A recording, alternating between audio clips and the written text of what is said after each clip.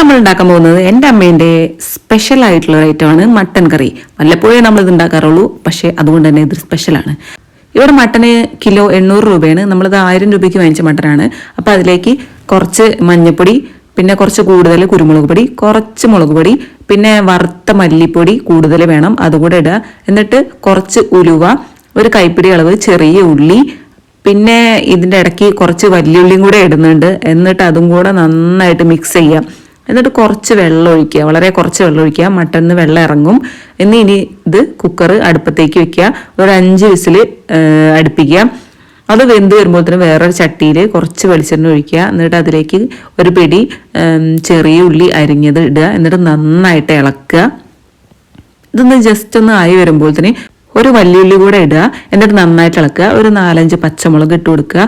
കുറച്ച് വെളുത്തുള്ളി ഇട്ട് കൊടുക്കുക. കുറച്ച് ഇഞ്ചി, ഇതൊക്കെ ചെറുതായിട്ട് അരിഞ്ഞിട്ട് കൊടുക്കുക. എന്നിട്ട് നന്നായിട്ട് ഇളക്കുക.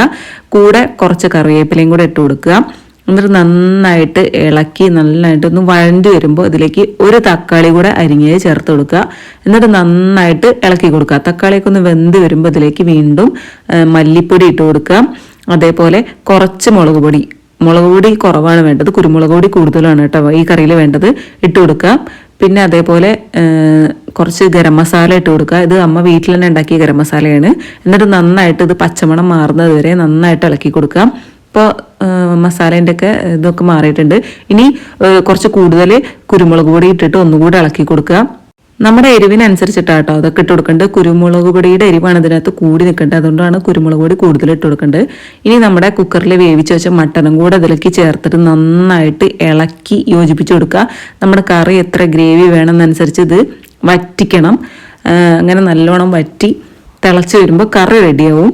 അത്രയേ ഉള്ളൂ. ഈ മട്ടൻ കറി ഉണ്ടാക്കാൻ വളരെ എളുപ്പമാണ്, നല്ല ടേസ്റ്റിയാണ് കേട്ടോ ഇത് സാധനം. പിന്നെ ആ കുക്കറിൽ മട്ടൻ വേവിക്കുന്ന സമയത്ത് ഉപ്പിട്ട് കൊടുക്കണം. ലാസ്റ്റ് ഈ സമയത്ത് ഉപ്പില്ലെങ്കിൽ വീണ്ടും ചേർക്കാവുന്നതാണ്. ഇത് നല്ലോണം തിളച്ച് വറ്റി വരുമ്പോൾ നമ്മുടെ കറി ഇതുപോലെ ഇരിക്കും. ഈ സമയത്ത് നമുക്ക് കറിവേപ്പില വേണമെങ്കിൽ ഒന്നുകൂടെ ആഡ് ചെയ്യാം. ഇവിടെ കറിവേപ്പിലേൻ്റെ മണമൊക്കെ ഇഷ്ടമുള്ളതുകൊണ്ട് വീണ്ടും ആഡ് ചെയ്യും. എന്നിട്ട് നന്നായിട്ട് ഇളക്കി കൊടുക്കുക. വേറെ ഒന്നും വേണ്ട. ഈ മട്ടൻ കറിയും കുറച്ച് ചോറും കുറച്ച് പപ്പടവും തന്നെ ധാരാളമാണ്. ഇവിടെ ഒരു അധികത്തിന് നമ്മളൊരു അച്ചാർ കൂടെ വെക്കുന്നുണ്ട്. അപ്പോൾ ഈ രീതിയിൽ മട്ടൻ കറി വെച്ചിട്ടില്ലെങ്കിൽ എല്ലാവരും ഒന്ന് ട്രൈ ചെയ്യുക. നമ്മുടെ വീഡിയോ ഇഷ്ടമായാൽ വീഡിയോ സബ്സ്ക്രൈബ് ചെയ്യുക. പിന്നെ മട്ടൻ ഇഷ്ടമുള്ള ഒരാൾക്ക് ഇത് ഷെയറും കൂടെ ചെയ്യുക. അപ്പോൾ എൻ്റെ അമ്മേൻ്റെ അടുത്തൊരു കുക്കിംഗ് വീഡിയോ ആയിട്ട് ഞാൻ വീണ്ടും വരുന്നതാണ്. ബായ്.